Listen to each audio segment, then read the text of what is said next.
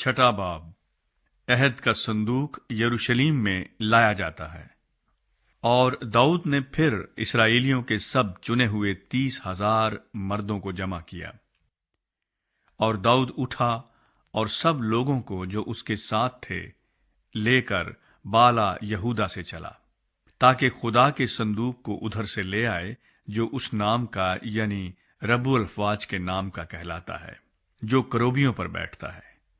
सो उन्होंने खुदा के संदूक को नई गाड़ी पर रखा और उसे अबीअन्दाब के घर से, जो पहाड़ी पर था, निकाल लाए। और उस नई गाड़ी को अबीअन्दाब के बेटे उज्जा और अखीयू हाँकने लगे। और वो उसे अबीअन्दाब के घर से, जो पहाड़ी पर था, खुदा के संदूक के साथ निकाल लाए। और अखीयू संदूक के आगे आगे चल रहा था।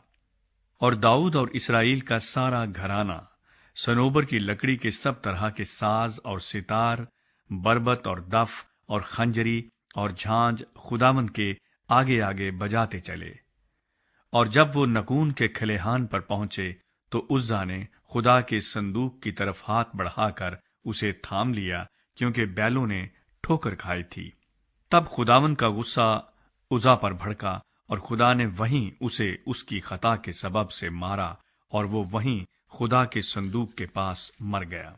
और दाऊद इस सबब से कि खुदावंद उज्जा पर टूट पड़ा, नाखुश हुआ, और उसने उस जगह का नाम पर्ज उज्जा रखा, जो आज के दिन तक है। और दाऊद उस दिन खुदावंद से डर गया और कहने लगा कि खुदावंद का संदूक मेरे यहाँ क्यों कर आए।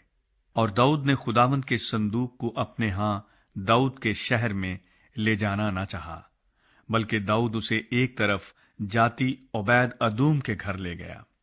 और खुदावंद का संदूक जाति ओबैद अदूम के घर में 3 महीने तक रहा। और खुदावंद ने ओबैद अदूम को और उसके सारे घराने को बरकत दी। और दाऊद बादशाह को खबर मिली कि खुदावंद ने ओबैद अदूम के घराने को और उसकी हर चीज में खुदा के संदूक के सबब से बरकत दी है। तब दाऊद गया और खुदा के संदूक को ओबैद अदूम के घर से दाऊद के शहर में खुशी खुशी ले आया।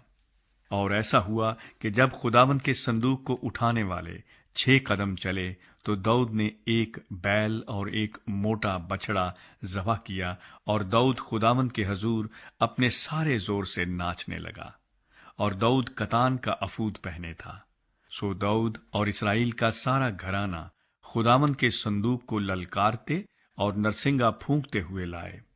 और जब खुदावंद का संदूक दाऊद के शहर के अंदर आ रहा था, तो साउल की बेटी मीकल ने खिड़की से निगाह की और दाऊद बादशाह को खुदावंद के हजूर उछलते और नाचते देखा। सो उसने अपने दिल ही दिल में उसे हकीर जाना।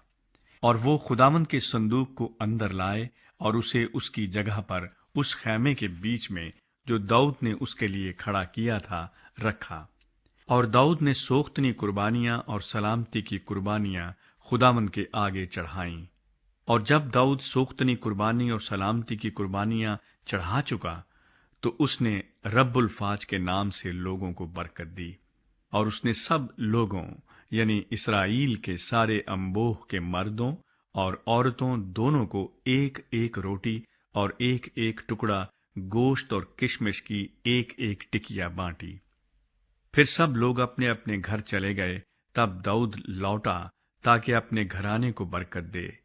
और साउल की बेटी मीकल दाऊद के इस्तकबाल को निकली और कहने लगी कि इसराइल का बादशाह आज कैसा शानदार मालूम होता था, जिसने आज के दिन अपने मुलाजमों की लौंडियों के सामने अपने को बरहना किया, जैसे कोई बांका बेहयाई से बरहना हो जाता है। दाऊद ने मीकल से कहा, ये तो खुदावंद के हजूर था, जिसने तेरे बाप और उसके सारे घराने को छोड़कर मुझे पसंद किया, ताकि वो मुझे खुदावंद की कौम इसराइल का पेशवा बनाए। सो मैं खुदावंद के आगे नाचूंगा, बल्कि मैं इससे भी ज्यादा जलील हूंगा और अपनी ही नजर में नीच हूंगा। और जिन लौंडियों का जिक्र तूने किया है, वही मेरी इज्जत करेंगी। सो साउल की बेटी मीकल मरते दम तक बे औलाद रही।